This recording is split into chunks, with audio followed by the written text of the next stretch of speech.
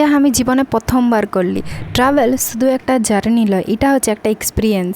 তো আমার ঠিনে সমুদ্র মানে হচ্ছে জল আসবে, পায়ে লাগবে, বালির উপরটুকু হাঁটবো, ব্যাস এতটাই।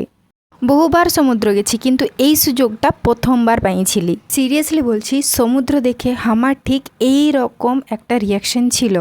আমাদের ভাষা বলার এই যে মাতে গেছিলি, জলে ঢুকে নিয়ে বালি উঠাই করে সেইটা নিয়ে খেলতে শুরু করে দিয়েছিলি। সাইড থেকে স্যার বললো, রাজেশ্বরী পানি মে উতরো। আর আমি বি লাইক না স্যার আমি ঠিক আছি।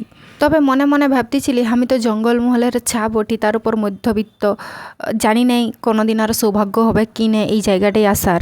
দুই ঝাড়খণ্ডী এক জায়গায় আর লোক নাচ হবে না, এইটা তো হতে পারে না। তো আমরা দুজনে মিলে পুরা নাচতেছিলি।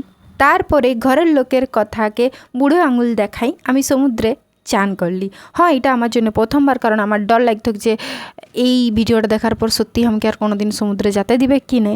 বাট লাইফ মানে হচ্ছে অ্যাডভেঞ্চার, আর ট্রাভেল হচ্ছে এক্সপিরিয়েন্স। নতুন জায়গায় যাই, নতুন কিছু এক্সপিরিয়েন্স না করলে ঘোরাটা সার্থক হয় নাই। আর এই জায়গাটা হচ্ছে অন্তর্বেদী বলে একটা জায়গা, যেটা নারসাপুরের কাছে, অন্ধ্রপ্রদেশ।